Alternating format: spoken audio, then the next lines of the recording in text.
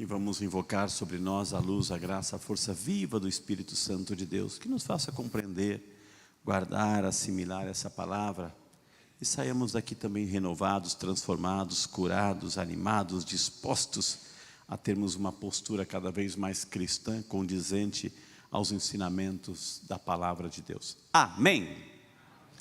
Meus amados irmãos, minhas amadas irmãs, hoje na grande solene memória da apresentação da bem-aventurada Virgem Maria, nós somos brindados com esse evangelho. Interessante, Mateus aqui, no capítulo 12, Jesus, olha que interessante, né? Jesus estava pregando, anunciando a boa nova. Jesus, o que mais gostava de fazer, o que mais Jesus gostava de fazer, né?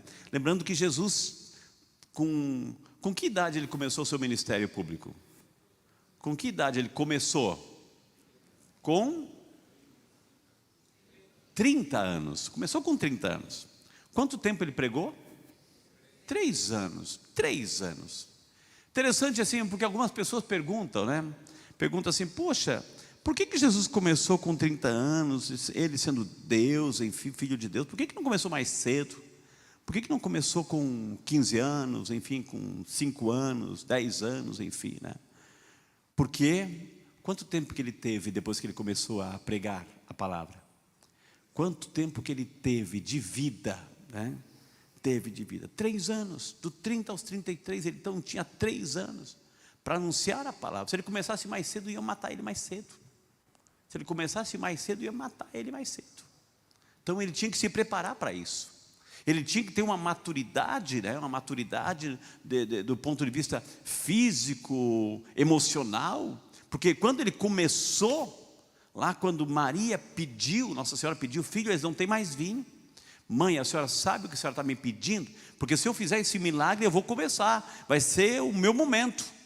Vou começar e não tem mais volta que dá, não tem mais como voltar atrás. Então, e ali ele fez o primeiro milagre, ali começou o seu ministério. Então ele tinha só 3 anos, 3 anos, e 3 anos mataram ele, né? Então imagina se ele tivesse começado mais cedo, né? Então ele tinha que se preparar muito bem para essa missão. Então o que mais Jesus gostava de fazer era pregar, anunciar a boa nova do reino de Deus, anunciar, ensinar, mostrar, né? Claro que ele fazia milagres, claro que ele multiplicava pães, claro que ele curava as pessoas, claro que ele curava, porque fazia parte da dinâmica, fazia parte integrante da dinâmica de mostrar o reino de Deus, que veio, né, libertar, tirar as pessoas da escravidão, do erro, do pecado, da morte, né? Mas Jesus, o que mais Jesus tinha prazer e tinha vontade e urgência, era de pregar a palavra, de ensinar as pessoas a entenderem a palavra de Deus. Por isso que em todo momento a gente vê assim, Jesus pregando, né?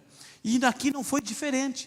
Jesus estava pregando a palavra, e de repente lá, então, no meio daquela multidão toda, né, alguém estava lá, viu que Maria estava lá juntamente com os parentes, né, com os parentes de Jesus, e aí aquela pessoa, Jesus pregando, até que aquela pessoa teve coragem de interromper a pregação de Jesus, e falar assim, Senhor, a tua mãe e teus irmãos estão lá de fora, estão lá, né? E Jesus assim aproveita daquela intervenção e faz ali se estava boa a pregação de Jesus, estava boa porque a multidão estavam seguindo. Imagina, Jesus potencializou aquela pregação na sua máxima potência. Quando disse, minha mãe e meus irmãos estão aí ele fala assim, mas quem é minha mãe? Quem são meus irmãos? E aqui diz o Evangelho de Mateus, na versão de Mateus, que Jesus estende a mão. Estende a mão para quem? Para quem que ele estende a mão? Né? A gente tem que perceber essas nuances do Evangelho, minha gente. A gente tem que saber entrar na palavra. Jesus estendeu as mãos, porque sempre Jesus, ou ele fala para os fariseus, para os escribas, ou ele fala para as multidões, ou ele fala para os discípulos. E ali ele estendeu as mãos para os discípulos, Discípulo, a gente já entendeu aqui o que significa ser discípulo. Ser discípulo é aquele que já aderiu ao projeto de Jesus, aquele que já faz assim, da história, da vida de Jesus, da obra de Jesus, a sua própria, aderiu, eu quero, isso é o que eu quero para mim, me identifiquei, eu quero para mim, eu me tornei discípulo de Jesus. É aquela pessoa que está disposta a renunciar tudo e segui-lo. e segui-lo com força, com entusiasmo, ser discípulo, né? Muito menos que um mero simpatizante, um fã-clube. Jesus não quer fã-clube, Jesus quer discípulo. Jesus quer discípulo. Diga para aquela pessoa que está ao seu lado: Jesus quer discípulo, né? Então para de ser fã-clube de Jesus. Jesus quer discípulo. Então seja um discípulo de Jesus, uma discípula de Jesus. Amém? Então Jesus olha, estende a mão para os discípulos e fala: quem é minha mãe? E quem são meus irmãos? E olhando, minha mãe e meus irmãos. Olha para os discípulos, aponta o braço: minha mãe e meus irmãos. Pois todo aquele que faz a vontade de Deus que está nos céus, fazer a vontade de Deus que está nos céus, esse é meu irmão, minha mãe, né? E meu irmão, minha irmã e minha mãe. A princípio assim, nossa, Jesus foi tão indelicado para com Nossa Senhora. Aí vem aqueles outros grupos que não têm os 73 livros da Bíblia Católica, né? Aquele que tem 66, né? Tá vendo como Jesus diminuiu a sua mãe? Pelo contrário, que falta de leitura, né? Que falta de leitura, que ignorância espiritual. Jesus, minha gente, primeiro Jesus tinha duas coisas, duas preocupações. Ele sabia que ele era um homem público. Ele sabia quem ele era. Ele sabia. Então imagine Jesus fazendo um milagre, multiplicando pães, curando doentes, andando sobre as águas. Imagina a fama desse homem. A fama desse homem. Agora imagine se as pessoas descobrissem quem era a mãe dele. Iam ter filas e filas quilométricas de gente na casa de Nossa Senhora, coitada, né? Olha Maria, olha meu filho, olha Maria, isso aqui, olha Maria, pede para Jesus, olha Maria. Imagina, a coitada da mulher não ia viver mais. Então Jesus teve sempre esse zelo para com Nossa Senhora, não expor Nossa Senhora. Quem é minha mãe? Então deixa quietinha, o momento dela vai aparecer. O momento dela vai aparecer. Então é um momento, ou seja, que Jesus não expunha a sua mãe para situações assim que pudesse sair do controle, né? E Jesus ali, ele faz a mais linda exaltação para com Maria. Quem é minha mãe? Quem são meus discípulos? Minha mãe e meus discípulos. Minha mãe, meus parentes, são todos aqueles que fazem a vontade de Deus. Tem alguém nesse planeta que fez, né, mais a vontade de Deus, né? Depois de Jesus, quem foi a pessoa que mais fez a vontade de Deus nesse planeta? Foi Nossa Senhora. Nossa Senhora. Então ele está dizendo assim: olha, se quer ser meu discípulo, quer ser parte da minha família, quer ser parente meu, não só de sangue, porque os parentes assim, onde é que estavam? Estavam lá de dentro ou lá de fora? Lá de fora, né? Eles ficaram lá de fora. Maria está dentro. Maria é discípula, a perfeita discípula do Senhor. Então olha, cuidado quando a gente procura Jesus, se estamos do lado de dentro ou lá de fora. Mas uma grande verdade, minha gente, assim, que a gente tira uma grande lição para a nossa vida, vem agora. Hoje é a festa da apresentação. Apresentação. Isso é muito interessante para cada um de nós, porque um dia também nós teremos que nos apresentar diante de Deus. Estão lembrados da senha? Né? A senha está chegando. A senha, cada dia que passa, a senha se aproxima, né? A senha é aquela senha invisível que um dia vai chegar o teu momento. Ei, está na hora, vem para cá, te apresenta. Como é que a gente vai se apresentar? O que nós estamos fazendo para nos apresentarmos diante de Deus?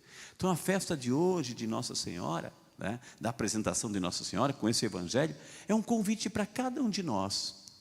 O que eu estou fazendo, o que eu estou preparando, que postura que eu estou tendo, que comportamento que eu estou tendo, como é que eu estou cultivando a minha espiritualidade, como é que eu estou lendo a palavra, como é que está a minha vida de oração, para que um dia eu vou ter que me apresentar diante de Deus, e esse dia vai chegar.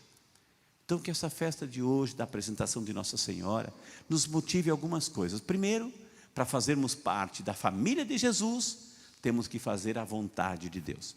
Como é que eu sei? Como é que eu sei que eu estou fazendo a vontade de Deus? Como é que eu sei que eu estou cumprindo a vontade de Deus? Claro, o critério básico primeiro é olhar para a minha vida. Se eu estou sendo transformado, se eu estou vendo mudanças em mim, se eu sou uma pessoa mais cristã, se eu sou uma pessoa mais dócil, uma pessoa que gosta das coisas de Deus, que está procurando as coisas de Deus, que lê a palavra, que tem um amor e um zelo pela Eucaristia, que reza o seu terço, que procura aprender mais das coisas de Deus. Opa, isso está mudando a minha vida. Isso está mudando, está mexendo comigo tudo isso. Então eu me sinto melhor. Eu me sinto melhor. Ou não. Que por mais que a gente ouve a palavra, por mais que a gente participe de missa, eu estou a mesma coisa, pelo contrário. Aqui eu acendo a vela para Deus, quando eu chego lá fora, 2, 3 para o capeta. Não é assim, não é, né? Não é assim. Então, como é que a gente percebe que a gente está fazendo a vontade de Deus? Quando a gente percebe que nós também estamos tendo mudanças em nós. E os frutos que a gente está colhendo. Os frutos que nós estamos colhendo como resposta a esse fazer a vontade de Deus. Quando eu faço a vontade de Deus, eu estou colhendo frutos da minha vida. Eu sou uma pessoa melhor, mais dócil, mais alegre, mais bondosa, mais generosa, mais caridosa. Então eu estou colhendo frutos. Eu estou vendo que os frutos estão vindo a mim. E eu também estou sendo causa, né? Estou sendo instrumento que o outro está colhendo frutos através do meu testemunho, da minha vida. Então são as maneiras como a gente vai percebendo que a graça de Deus está agindo em nós. Que nós estamos fazendo a vontade de Deus e somos família de Jesus, somos discípulos de Jesus e não meros simpatizantes. Então, meus amados, minhas amadas, o texto do Evangelho de hoje faz esse convite para nós. Apresentar diante de Deus, com a nossa vida, com a nossa história, isso vai ser inevitável para cada um, vamos ter que nos apresentar. E acima de tudo que esse Evangelho, com essa apresentação, nós não fiquemos do lado de fora, mas entremos para sermos discípulos e discípulas de Jesus. Amém?